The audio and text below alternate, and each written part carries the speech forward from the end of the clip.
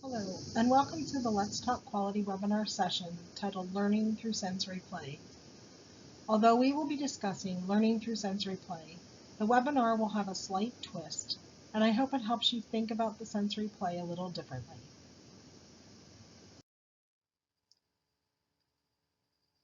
Today you will learn what sensory play is. We will talk about two types of sensory systems. You will be discussing some of the behaviors associated with each of them, along with some activities to enhance these systems in children. After we discuss the two main sensory systems, we will look at using all five senses to enhance your sensory play for the children. We will also learn what some of the benefits of sensory play are. Although there are many benefits, we will touch on just some here today. First, let's think about sensory play. When you hear sensory play, what do you think of right away? You may think of things children can see, touch, and feel, like sand and water. Sensory play not only includes our five senses, but sensory play is needed for two sensory systems to develop and help children develop skills needed for lifelong development and building of necessary life skills. I would like to take some time now to challenge you to think differently about sensory play. There are two types of sensory systems that we all have: the proprioceptive system and the vestibular system. The proprioceptive system is the system that refers to the body's awareness.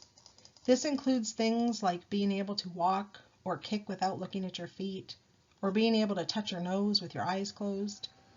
These are just examples of being aware of your body.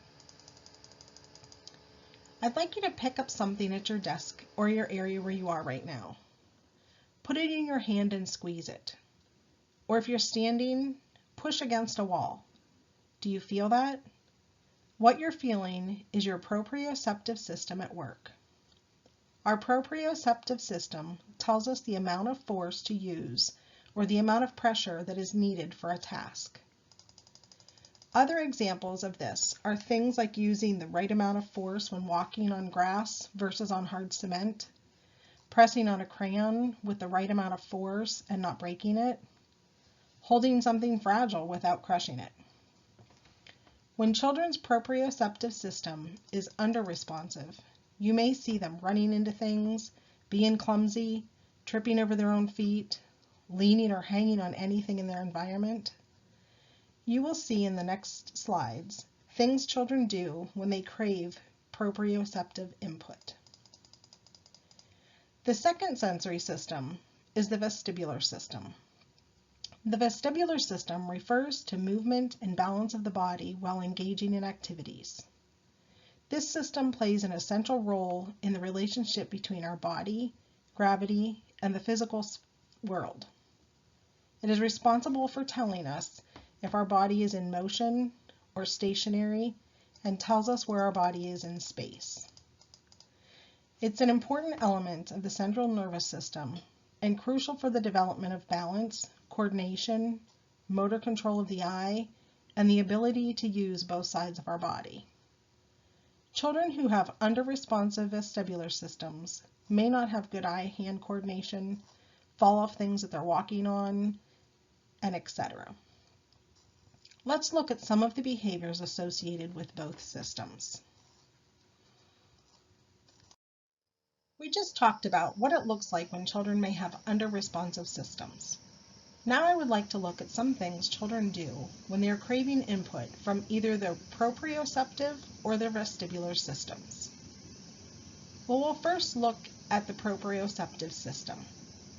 Some seeking behaviors are things such as banging their head on things, chewing on everything, and this could include biting, running instead of walking, and tearing paper when writing. These are just a few behaviors you may see in children who are craving the input from their proprioceptive system. On the flip side of children craving the input, there are children who struggle in their sensory development. They sometimes feel overwhelmed by sensory input or avoid it altogether. So you may see some avoiding behaviors from children who struggle with sensory development. Some behaviors you may see may be things like covering their ears, not touching certain textures, removing themselves from the busy part of the room, or avoiding physical touch altogether. You may be asking what you can do with children who are experiencing some of these behaviors we just talked about. What you see here are types of activities that can enhance and help develop the proprioceptive system. Some activities to consider are things such as crawling, pushing or pulling, doing push-ups, heavy lifting like carrying books, running, jumping on a trampoline, chewing, blowing bubbles, and tight hugs, just to name a few. You will see here activities for different ages, from infants to school-age children. For school-age children, there's a game called the hot dog game. For this game, one child is rolled up in a blanket and another child pretends to add various condiments on the hot dog. Some condiments you could include are things like ketchup, mustard, relish, barbecue sauce, and this game helps children who may need things such as tight hugs.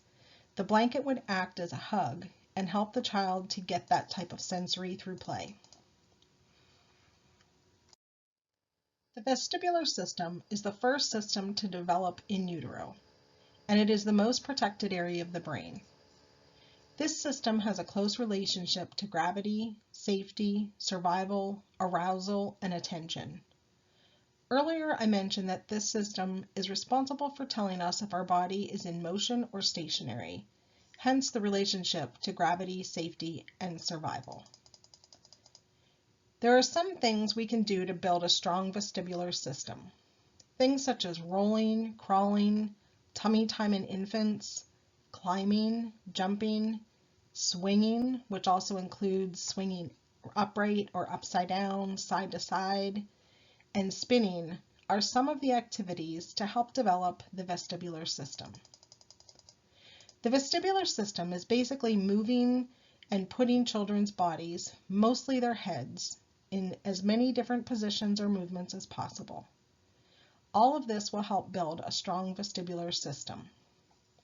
If this system is underdeveloped, the brain is not getting the correct information from the eyes, ears, and sense of gravity or movement in their bodies. This in turn makes the body and brain feel unsafe, and then survival mode kicks in. We could create a whole nother webinar on what happens to children when their survival mode kicks in and the trauma that can be caused, but we're not going to go there today. However, because of that, knowing the importance of healthy development of the vestibular system is very important to the children's development. Let's look at some vestibular seeking behaviors. Children who have an underdeveloped vestibular system will do things such as climbing dangerously, maybe dangerously high, swinging high, rolling down a hill like a log, hanging upside down, climbing up walls, literally like Spider-Man crawling up them. They will spin frequently, whether they're standing or in swivel chairs, and never seem to get dizzy. They're always moving and running. Do you know children like this? How about children who may avoid vestibular system input? Some of those avoiding behaviors may be things like refusal to sit on a swing. They may dislike or be overwhelmed or be very cautious about walking downstairs. They won't climb on playground equipment, and they're scared of movement. These children don't like roughhousing. Do you know any children who do these things? When we talk about these behaviors associated with either the proprioceptive or vestibular systems, if you see a child not wanting to swing one time, that does not mean that they're avoiding sensory system input. The behaviors I'm referring to are ones you would see consistently in children and see the behaviors more often than not. Activities that will help develop the vestibular sensory system are things such as rocking. Rocking includes things like rocking chairs, rocking horses, glider chairs, also things like singing songs like Row, Row, Row Your Boat, and add motions to it, rocking on a yoga ball or rocking side to side, rocking or swinging on a hammock, or swinging in a swinging blanket. Do you know or have children who love amusement parks? My kids both love them. Well, this is their vestibular system, sensory system, wanting the input. I sometimes have to make my kids take a break from motion at the amusement park so they don't get too sensory overloaded. Spinning in circles is another activity to help build the sensory systems. Spinning in an office type chairs, sit and spins, ring around the rosy, standing and spinning in circles are all things that children can do. There is a caution with spinning though. Spinning is the most intense sensory experience. If they can't handle it, the children can get sick, and spinning can cause the vestibular system to shut off completely, so be cautious of this. The effects of spinning can last up to 6 to 8 hours and can cause meltdowns in children. It is only recommended that you allow the children to spin for 10 seconds, then spin the other direction for 10 seconds, and stop, so the children do not get too much spinning. If children like spinning, guarantee they will want to continue.